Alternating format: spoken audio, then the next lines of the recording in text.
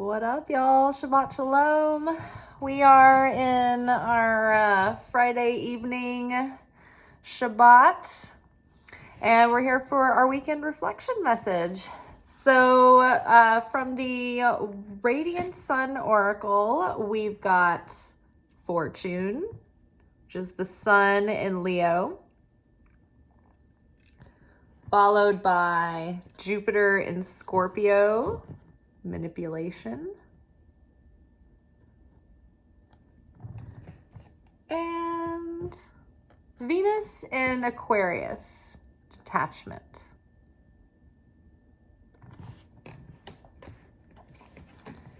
Underneath Fortune, we've got Two of Wands. Underneath manipulation, we have 10 of Wands. And underneath detachment, we've got 8 of Cups. So I actually think this is a really positive reading, and I think that it is acknowledging this growing sense of impatience and anticipation that we have. I know that the messages recently have been speaking to this sense of dissatisfaction and antsiness, this like ennui where we want more than what we have in this current moment. But then we're also realizing that we need to appreciate fully what we have in this current moment. And so it's about like not giving up on everything right before it comes through. And I think this is telling us we're at the beginning, the threshold of a new story, a new chapter, a new adventure, a new cycle, a new major era in our lives. But this is just the test or the plot twist moment before things start coming into fruition. And so there's this feeling of dissatisfaction of just like, oh, I'm over it at this point. Like, I don't even care anymore. I just want to move on to something that's exciting and fresh again. And I'm going to move on to something more, fulfilling. This has just been more trouble than it's worth, but I do feel like things are about to come through. So we do have like Two of Wands here is what I'm talking about. It's that moment where we're like, we're at the beginning stage of a new cycle, a new journey, a new chapter. And so we are really choosing again how to put and piece together this new story for ourselves, this new life. And so it's a story, it's like choose your own adventure. We get to create this. But this time around, knowing a little bit more what we're doing, like cosmically, like on a vibrational, like manifestation, co-creation with creator level, with life experience, with spiritual wherewithal and emotional intelligence. It's like we get to be so much more equipped and resourced getting to start over in a new journey. But, it's just that there's this feeling of already being so tired and rode hard and hung up wet, and feeling like we've had little, return on the effort that we've put in. And so it's so funny too, because I'm going to read you guys these cards because there were some very poignant things that were worded specifically in this reading in the booklets that I'm like, oh my God, it made me look at the midweek reading. And let's just bring the Five of Wands card back into the discussion put a pin in that for a little later. But it's like this this gauntlet, this challenge, this rite of passage that's been laid out before us is like it's kind of in its crescendo. And so we're right at the beginning, at the threshold of really good new things coming in. It's just that we're in that moment of like growing pains before like something breaks through. So we're feeling just at our wits' end, like we have nothing left to give and we're ready to just go move on.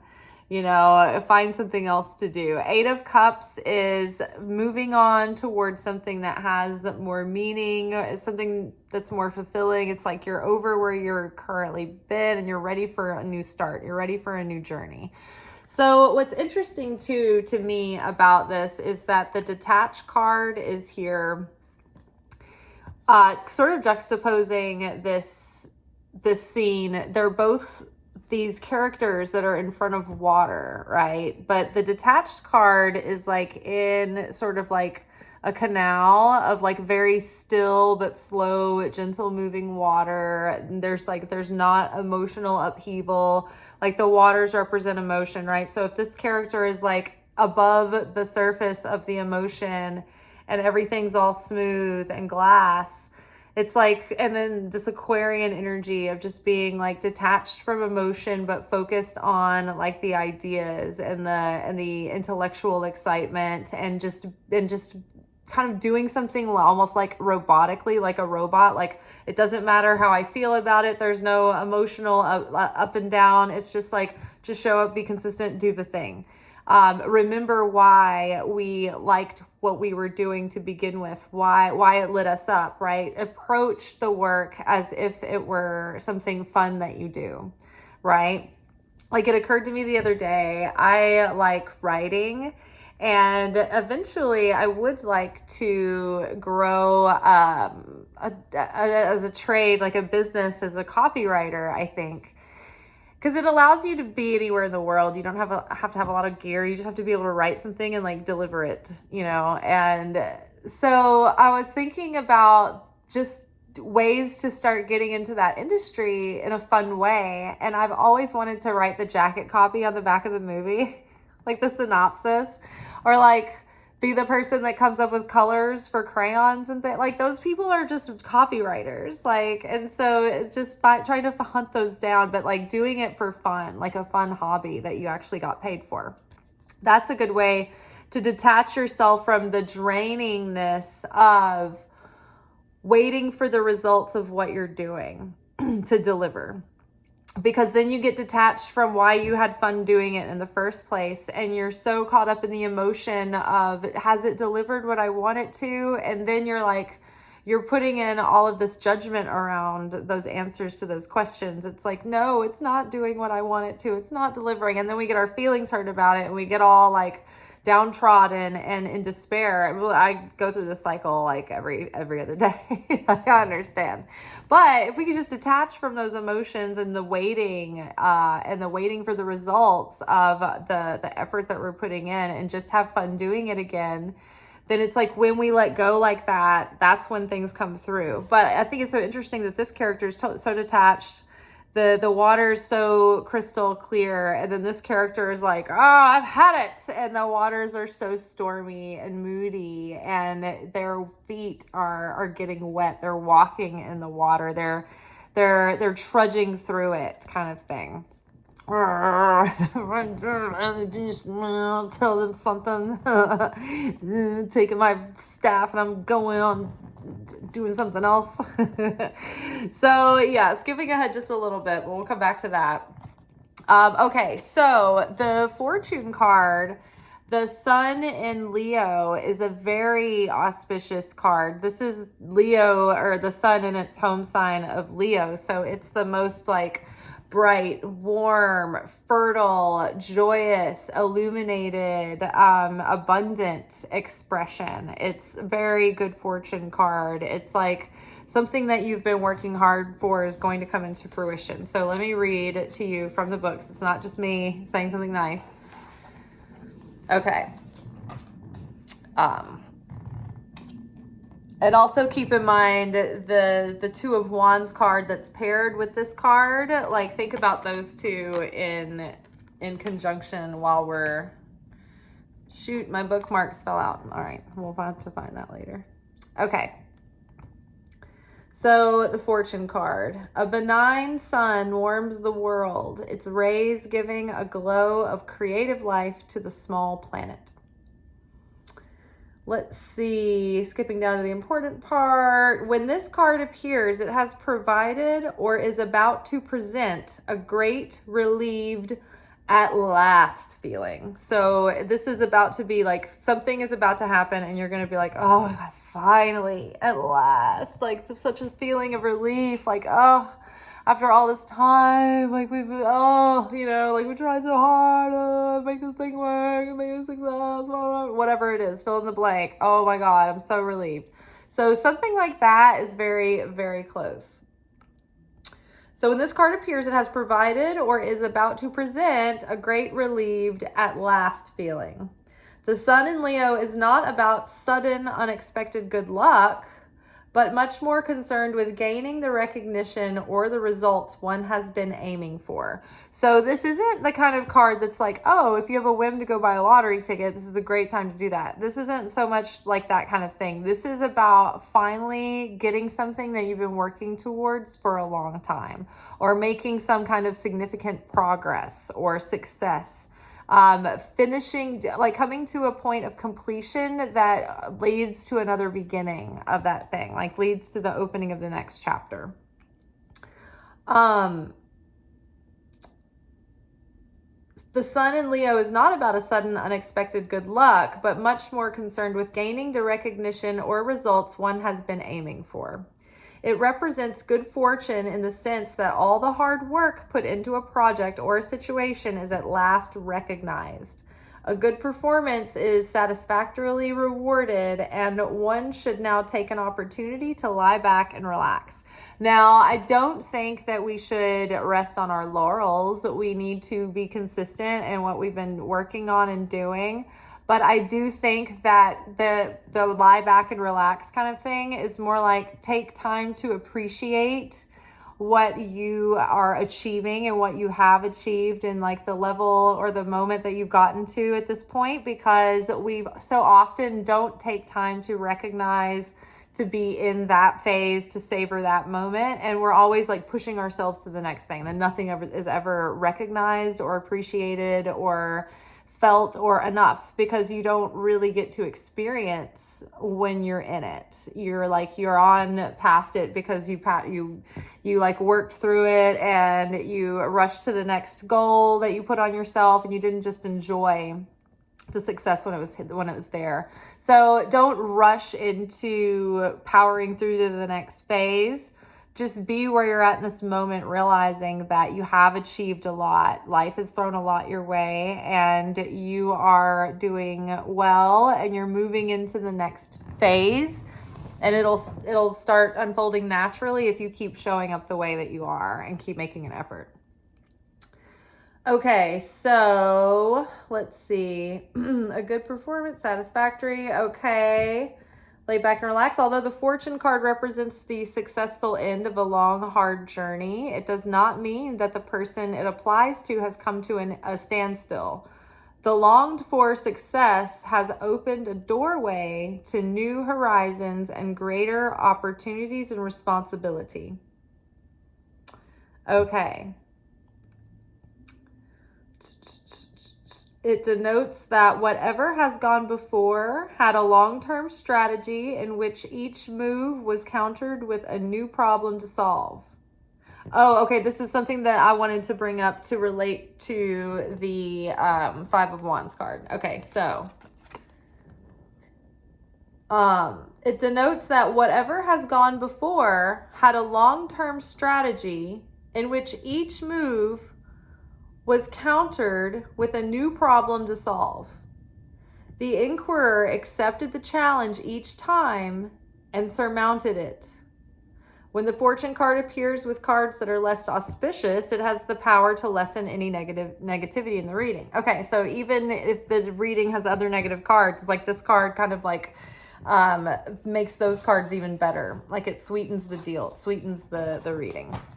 So what it said, whatever success is happening now, it's coming from having like been dealt handfuls of challenges. Life is just throwing you through a gauntlet of challenge and obstacles and things. And you've really had to plan each move very strategically. And it seems like that move would only set you up for another challenge to navigate that one and the next one.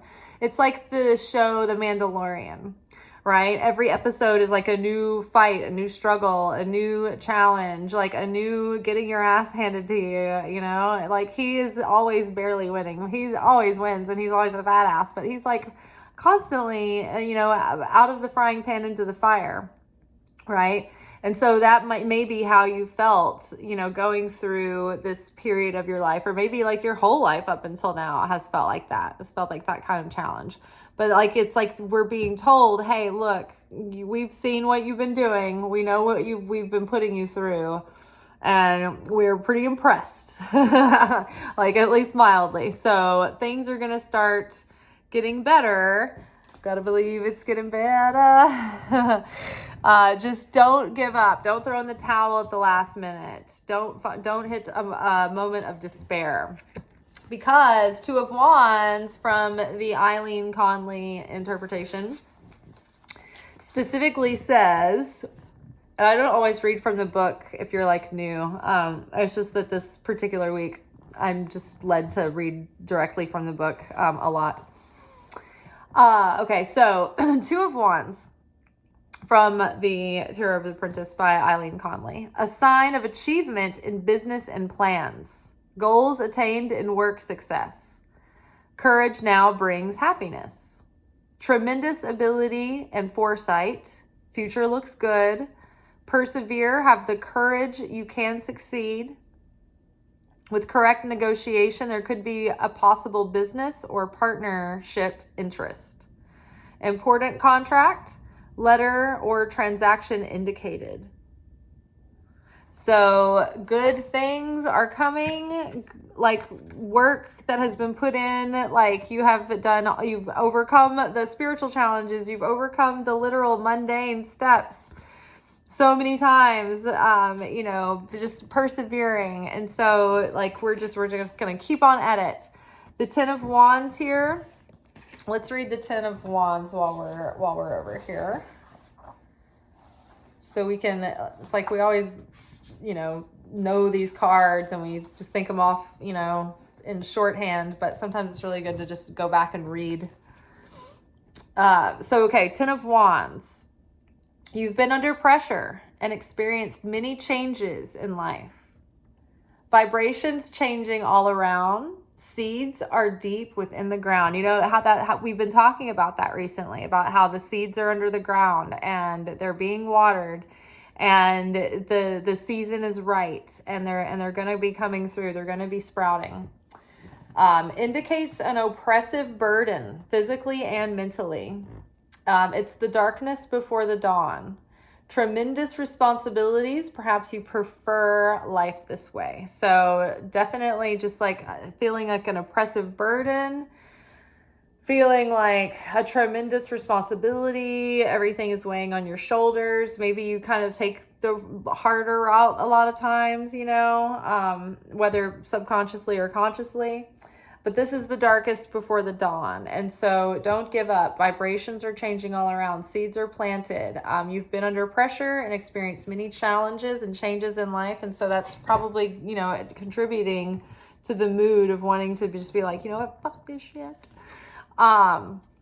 Totally. And you know what? All my seeds, they are sprouting in the garden, and like flowers, seeds that I planted like years ago that just were like dormant, that didn't ever come through and didn't ever come up. They're coming up this year. Everything looks so good.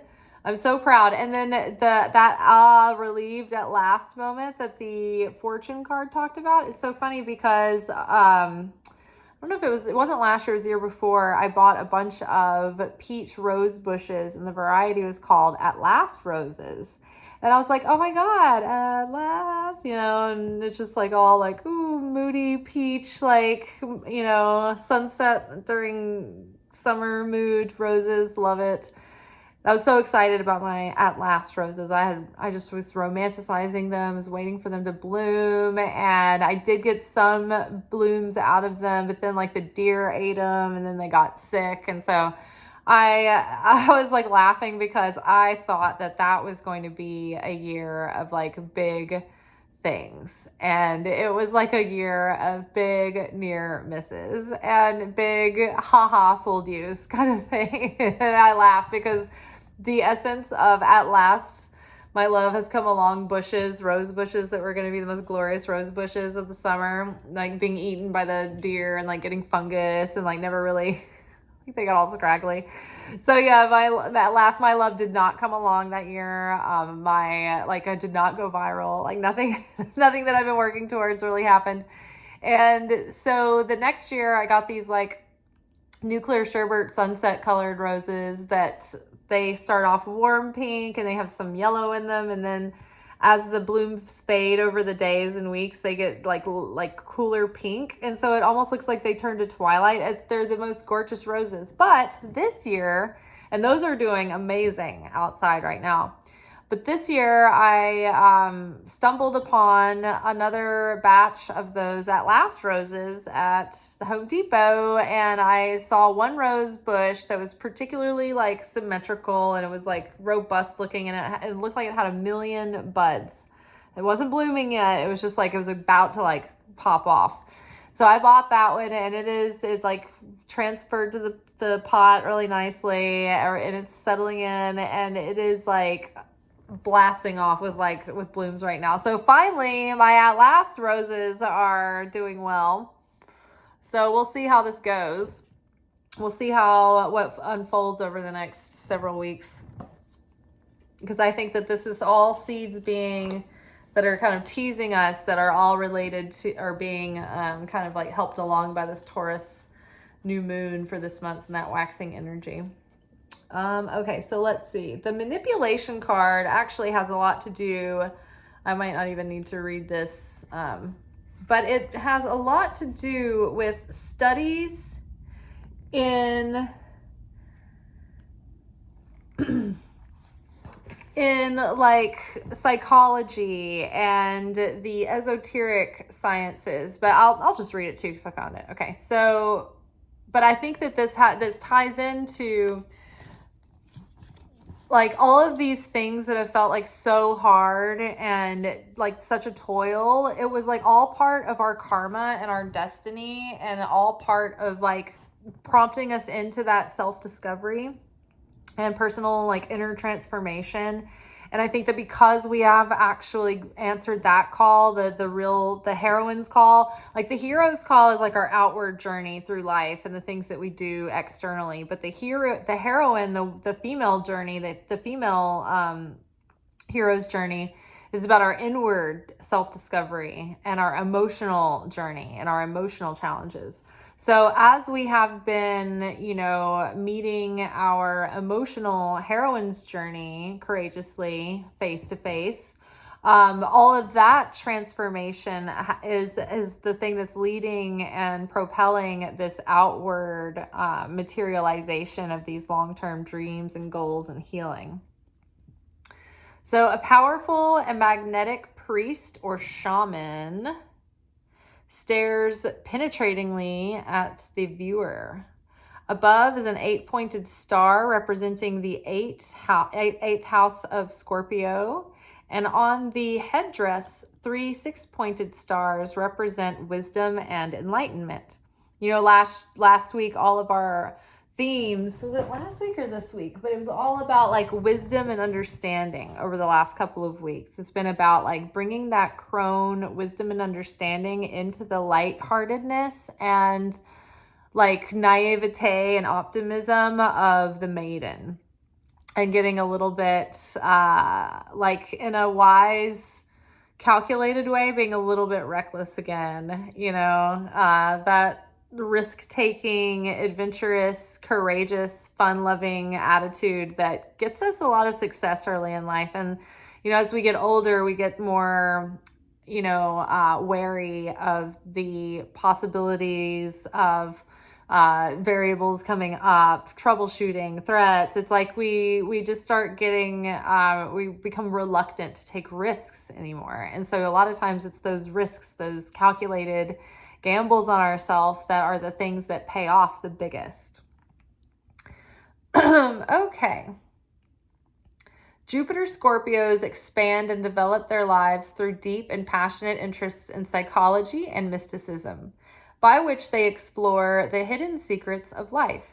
The Jupiter Scorpio's passion for life's deeper subjects could develop into a strong interest in such things as life after death, reincarnation, or spiritualism. Legal work or business may attract them, and they could gain from other people's finances either through assistance or speculation. The ability to see and help develop other people's talents gives the Jupiter Scorpio personality good possibilities in counseling or some kind of management work. Literally, that's kind of what I do. Like, I use my intuitive skills to do readings with people that help them tap into like their soul's calling and their path, and like I help them navigate what they want to achieve and create. You know, it's not really that kind of like predictive, gossipy sort of reading that tells you all about like, oh, you're going to meet this person and this person's stabbing you in the back. It's more like about like finding your own direction. But yes, it's about seeing people's talents and like believing in them and helping nurture their dreams and their goals and their true purpose, and bringing out their true gifts, and helping them decipher like where their challenge, like what's the context of their challenges, like what is that related to, how is this maybe related to other things that are happening in their life, kind of thing.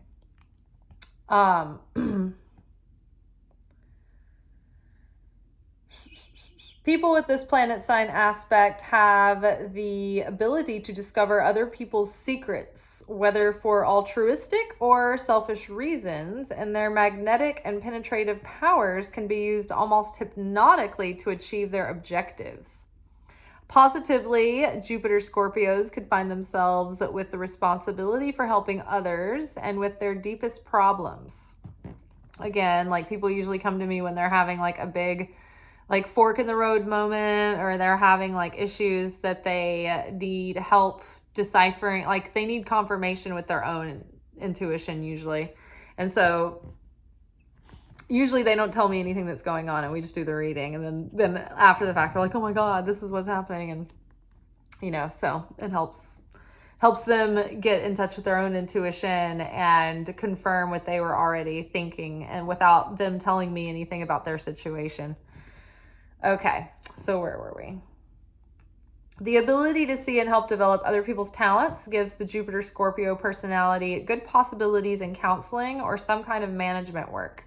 People with this planet sign aspect have the ability to discover other people's secrets, whether for altruistic or selfish reasons.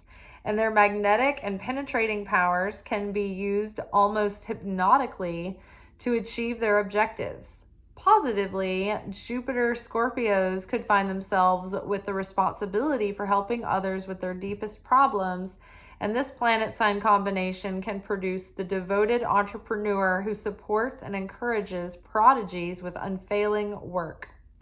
On the other hand, these are people who can persuade and seduce with their enormous charisma, leading others into whatever they desire. In a reading, this card may warn that one is following a false or manipulative person. Scorpio's natural rulership of the 8th house shows a benefit from an inheritance or heirloom, difficult legal problem, persuasive promotion, or propaganda for a person or project. Detective work to prize out someone's secret. Oh, you know what I'm feeling this is related to almost. Okay, so I think part of it is that obviously the inner work that we've been doing, some people might literally, like myself, have like this calling to help people work with their issues and find their talents and overcome their challenges and things like that. And so trying to help people do that is like, it's hard work to just get that off the ground. And so if it's like taking a long time and you're not feeling like you're like being helpful, you almost feel like you're like, why am I doing all this? Like, Just like, oh, I just want to help people. I'm not helping anyone, you know? So it can feel like a burden because you've also had all of this other life experience that's prepared you for something like that, which is not usually easy things to go through. So sometimes that comes with the territory. So by now you might be feeling like a little bit disenchanted, a little bit like, I want to go give up and do something else. And so whenever I get in that personal moment where I'm just like, oh, when is this gonna like, when am I gonna feel like I'm making any progress in this? Like, then I always get tempted to like just go do some marketing thing where I can just be a coach, right? Because this is a very niche angle to be in here, like trying to help people like awaken their soul and find their soul path. It seems like it would be like, I don't know, it'd be easy to find a lot of people that want to do that, but sometimes it's easy if you're selling people like a commercially viable answer that's easy, that's like, oh, it promises you the world and it asks little of you. But when you're doing like real work and you are studying real wisdom, it takes effort. And it's not always the most popular choice, right? So sometimes I get seduced by the idea of just being a basic bitch coach who makes like, I don't know, that like those people who are like, I make $6 million a year and I just tell people how to make money. And I'm like, can I just go do that? Like, can I just do, I don't know, copywriting even, and just, can I do something easy and digestible that people are like, oh yeah, good for you, and they're not all confused and like don't know what to think of it? So yes, I do know the feeling, but that's not really my calling though. And so even though it seems benign, when I compare myself to these people who seem to have this easy, straightforward gig, that doesn't like, I don't know, get people all their panties in a twist, it's very seductive to me. It makes me want to go do that instead, right? But is that what I'm supposed to be doing? Because if it's not, then it will never be satisfying. It will always be off. It will never be quite right. It will always be draining. Whereas this, even if I am like, you know what, I'm not going to do a post today. I'm not going to do a video. I'm just going to like do whatever I want. And I can only do that for like 1 or 2 days. And only because I run out of time and like I can justify with myself, like, okay, you know, you didn't do a video today or whatever. But after like a day or so, like I'm like, well, I just do it anyway. Like I love to do it. I end up making this content anyway. So whatever it is for you, that thing, what you're meant to be doing, if you can just get lost in the joy of it again and don't worry about the results, because the feeling distressed about not having the results we want is literally, I think, one of the final blocks. That's like the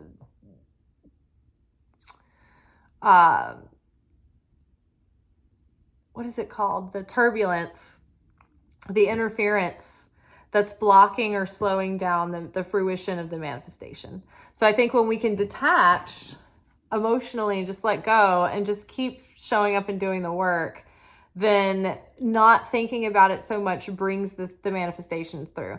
I've used this example before on this channel a lot. Like, I can manifest food so easy. And usually like something like, I can't think of it like a specific example, but food is usually something that comes really easily. But especially if I just make a joke about something like, oh, wouldn't it be funny if this, or wouldn't it be great if this?